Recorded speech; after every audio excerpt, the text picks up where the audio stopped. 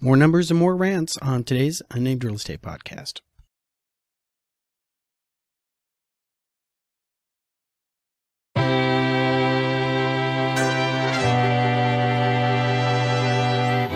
Well, hi there. My name is Charles Ray Dawson. I'm the Associate Broker and Residential Sales Manager at ProStar Realty. This is the Unnamed Real Estate Podcast episode 134. Yeah, let's say 134. Might be 135. That's what happens when you don't do your homework before you hit record. So I hope everybody's having a good week out there. My day's a little busy, so I'm trying to squeeze in this recording before I have to run off for some other stuff. And of course, I always want to take time to explain real estate to you guys. So last week we covered, competition, my theories of interacting with other people and their brands. All right. Today it's just mostly just news. All right.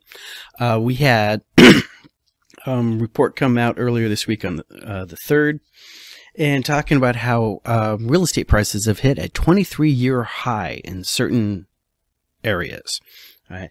And so we haven't seen interest rates like this since 2001. So we're at a 23-year high there. And then we have certain markets that have also hitting brand new highs. And how can this be? Because high real estate rates, interest rates are supposed to drive down demand, and demand is supposed to drive down prices, and so on and so forth. And yes, but remember, there's two parts to that. Okay, supply, demand. All right, supply. Okay, because that's it's funny, you can sit there and you watch people for 10 minutes talk about this and that and the other thing, and oh my God, and they'll come back, and it comes down to lack of supply. And longtime listeners of this podcast will know I'm constantly harping on supply. And once again, it's still coming down to supply. Whatever that interest rate is, all right, the price is ultimately set by supply. Is there enough houses out there? Is there enough houses out there? Great question. Let's look at the numbers and see how many houses are out there, okay? Because, real simple, there's 11,219 listings out there. That's 119 more than last week, right? Of that, 1,715 are new listings just come on in the last week, which is down 16%. Contracts, that's an offer written and accepted on these houses, are 2,049, down 52. And we had a total of 2,049 closings. And we've got another 613 coming on the market soon. All right. Does this seem like we have low supply? Well, yes, because based on our population, all right, that active should be about 25,000 and not 11,000. All right. But let's look at where we are with supply. Supply's at 48.3. Okay. So we have less than one house for every two houses we should have. And here, demand is at 77.7. So we don't have as many buyers out there because they can't afford houses at the 7% interest rates that we're looking at this week, right? But because of the ratio out, we have a comfort number right now of 161. So it is still a seller's market based on we don't have enough supply, but we do have more buyers looking for houses than we have houses, right? So just remember, we have 77 people looking at 48 houses, all right? That means some people are not getting a house this week. Right? How do we go about fixing these things? We build our way out, or we have another SARS epidemic come through or anything like that wipes out a certain percentage of the population and leaves houses empty. Right? Hopefully they find the bodies in those houses, because, a body can turn a decent house into a HUD home in about 3 weeks. In fact, in this current temperatures that we're having and stuff like that, figure 48 hours. Wow, this just went morbid, didn't it? Anyways, but as we look at our market, as what we got on, these are individual cities here in Maricopa. All right, you're starting to see a lot of red. That is people, things shifting back towards a buyer's market, but we are still across the board.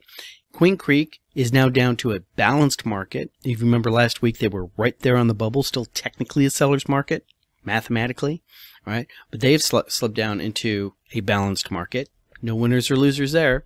Maricopa also dropping out. Buckeye's still growing, still going up. All right. And Chandler is interesting because it's actually the index numbers 319.6, but last month they were 318.3, so that's a 1.3 plus, but they're not showing that on the change, and I'm just completely writing that off as somebody fat fingered a number. All right, but you know, we see Fountain Hills, Glendale, Gilbert, Phoenix, Mesa, Paradise Valley all starting to slip. Scottsdale went up a little bit from last month. Avondale, Peoria down. Cave Creek holding at 142. All right. Surprise, Tempe, Goodyear, Buckeye, Maricopa. That rounds everything else. Our only gainers that we had were Chandler, Scottsdale, Surprise, and Buckeye.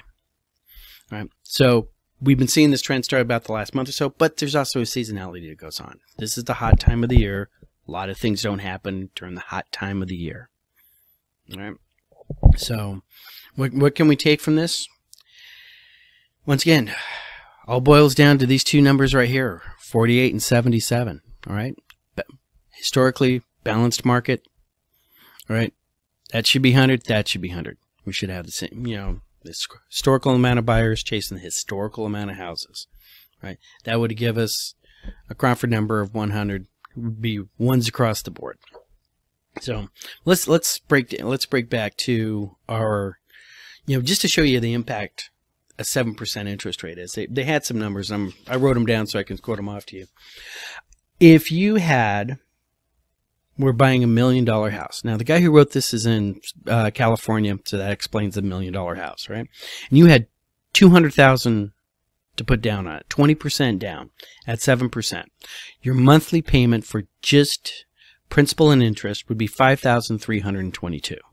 All right, lock that number in your head. All right, at the end of 3 years, 36 payments. All right, you would have paid $193,000. You had written a check for $193,000 at the end of the 3 years. All right. At $5,322 a month. All right. The split on that would have been, in interest alone, you would have paid $166,000. In 3 years, you would have paid off your average home in Arizona in 2004. All right. Definitely before that little run up and stuff like that, or definitely in like 2010, 2011, 2012, right? In 3 years, you would have been able to buy a house cash on the barrelhead here in Arizona. Now, remember, that's a long time ago. All right? As much as I hate to say it, 2004, that's 19 years ago. Houses do appreciate, right? But we did have that correction that really knocked prices down, and I know there's a lot of people out there hoping the correction is going to happen. They're still out there. I still see the YouTube channels. They're all talking about, hey, when the housing market crashes, you can be ready to buy it, or don't bother to buy a house, You know, ultimately, as long as supply is not meeting demand, as long as demand keeps increasing, because more people come to Arizona than leave Arizona, or stop living in Arizona, probably should be a better way to put it. All right. As long as more people are coming here to live in Arizona than are not living in Arizona, all right, we're always going to need more and more housing. Now, new home builds are doing really well right now, all right, because they can pretty much build a house new at the prices that the houses are going on. Let's go back to something real quick, all right? Where's our building going on a lot? Okay, if you wanted to go buy a house in Queen Creek, Maricopa, or Buckeye, they're out there. Okay, these are big, Goodyear. These are all building areas. All right, Chandler, not so much. I think they're actually getting to the point where they are sort of boxed in. They have nowhere else to go. Fountain Hills. All right, I'd have to look at the map to see where the Indian reservations are around Fountain Hills, but they also might be landlocked at this point. Glendale's landlocked. All right. Gilbert, Phoenix is definitely landlocked. The only direction we can go right now is up or north. All right. And sooner or later you start running into, Black Canyon City the farther north you get. So, all right. Mesa, Indian reservations to the north, state and federal land to the south. They might be hitting landlocked too. Paradise Valley, well, it's a valley, definitely landlocked. Scottsdale, I don't think they have any other place to go. All right, but these areas down here, Goodyear, Buckeye, Maricopa, Queen Creek, Tempe's an outlier. Tempe's always an outlier. But there's nowhere to go except for those 4 cities right now. All right. That's why they're showing down here at the lower point. And that's because the home builders are building houses at pretty much the price that that a existing house is. And why do you want to buy a 5-year-old house when you can drive a half a mile away and buy a brand new one and get a 1-year warranty on it? See how that works? So I'm not saying that we don't have enough. We don't have construction going on. We do have construction going on, but just not at the rate we need it to be, ultimately. And especially if you're like in Phoenix and stuff, you can only develop so much. Any good section of land that may or may not get turned into, like I say, one of those little 5-6 house mini subdivisions where a developer comes in and like builds 5 spec homes right next to each other. Yeah, they're turning those into apartment living, right? Why go 5 long when you can go 5 stories high and throw in a bunch of luxury apartments in there? So, other thing to sort of wrap this whole thing up is rents are sort of flat right now. We're getting an influx of renters in the northwest or northeast side of the valley. Okay, we're talking Scottsdale, that area. And why? Well, because those Airbnb homes, right? They're just converting those things over to rentals, furnished rentals in some place. They're not putting them on the market. They're still trying they want those properties to be revenue generating for them.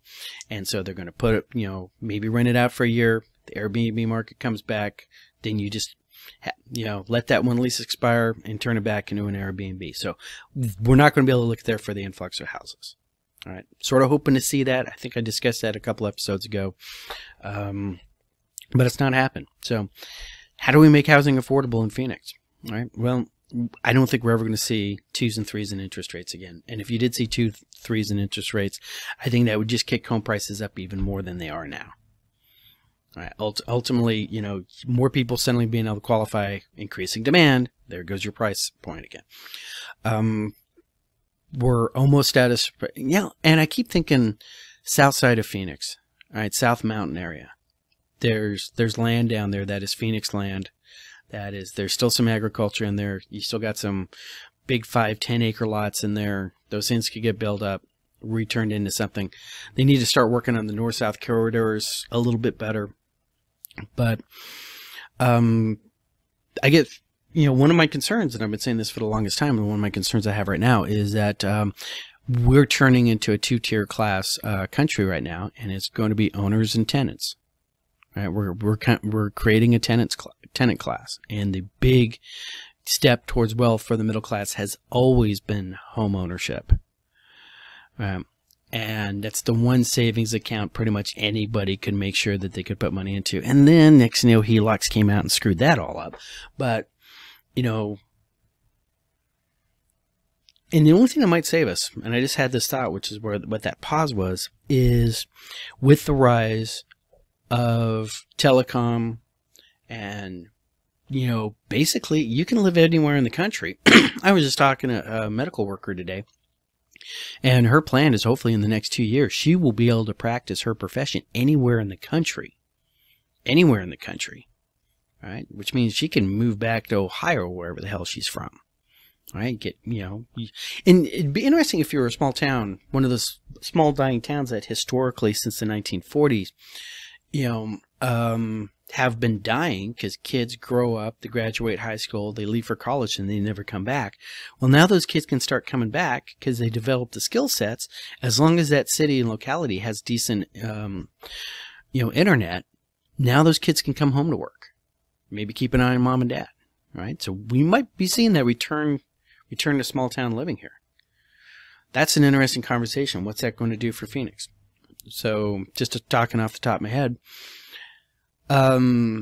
service related, Phoenix's economy has always been very service related. Okay. That can get dispersed out. So those employees don't need to be here anymore. Okay. Unless it's personal services like, basically people working at the resorts.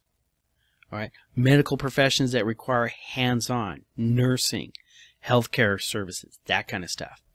Telehealth docs, you know, they don't need to be on the state anymore. So you can start seeing people move back out. Manufacturing is always going to need bodies. All right. You can only do so much with computers, robots.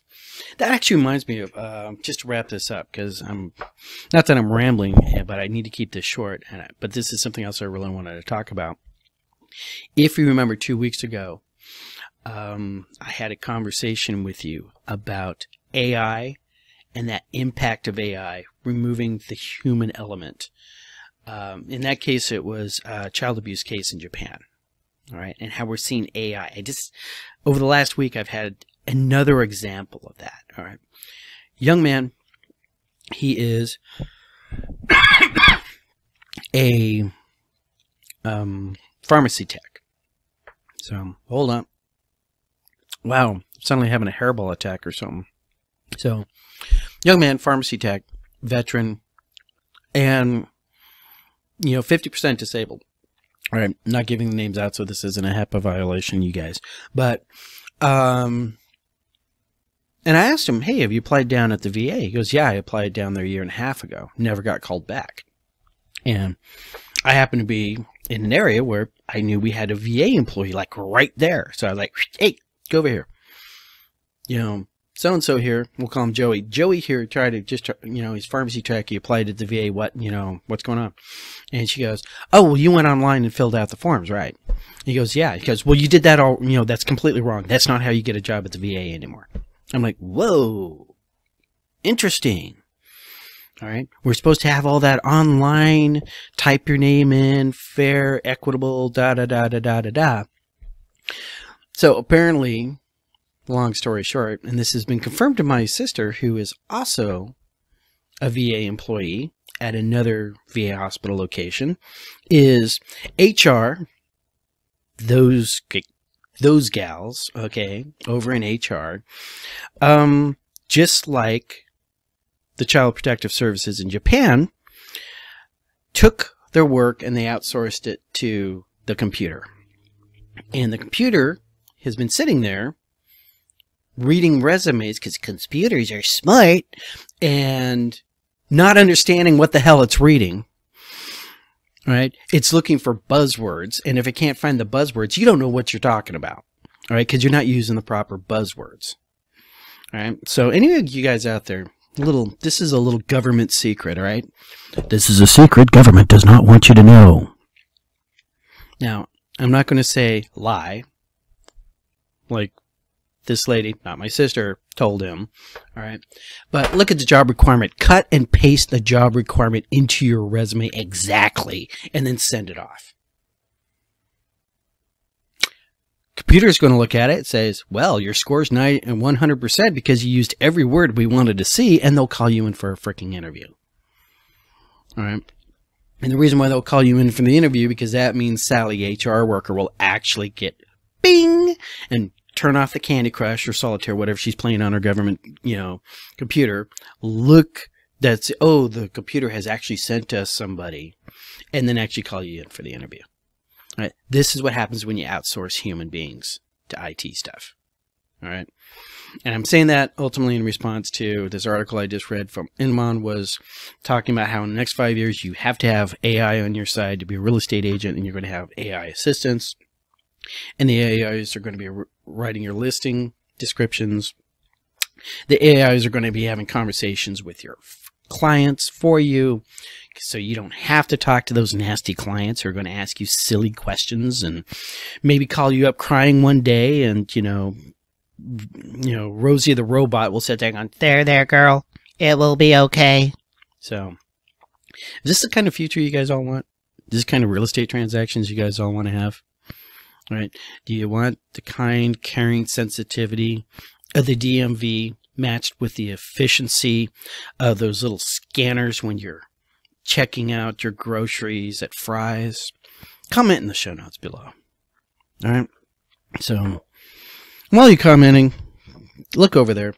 Look at your child. Make sure they're not around water. Look at your pet. Glare at them because they're keeping you up all night. Watch them around water. Okay. Never drive in water. Work your circles. And guys, have a great weekend, and I'll catch you next week. You know, I just stopped the recording and I started uploading the doc, and I realized that in the middle of my ranting and raving and stuff, I completely forgot to finish up that entire AI hiring HR department debacle. I happen to know for a fact from conversations with 2 different VA hospitals that pharmacy techs is a very, very hard position for them to fill, and they're desperately trying to hire people. But I also know that those pharmacy techs are told constantly from HR that, no, we don't have anybody for you guys to hire. And it's gotten so bad in some places, the director of the pharmacy themselves now has direct hiring ability. I mean, if somebody walks in off the street and says, hey, are you hiring pharmacy techs? He can actually start the application without having to go through HR. So what we have here is created a system where the normal process is not working. And because the normal process is not working, right, people are developing a workaround, all right, to get away from that little roadblock, which is called HR, right, to actually get the job done. Right. This is ultimately what I wanted to say. So it's not just so much that, you know, the computers are taking our jobs, is that the computers are taking our jobs and not doing them. All right. So everything I said before about children, pets, you guys know the routine. I know you're going to have a great weekend. I know you're going to do that. So catch you next week.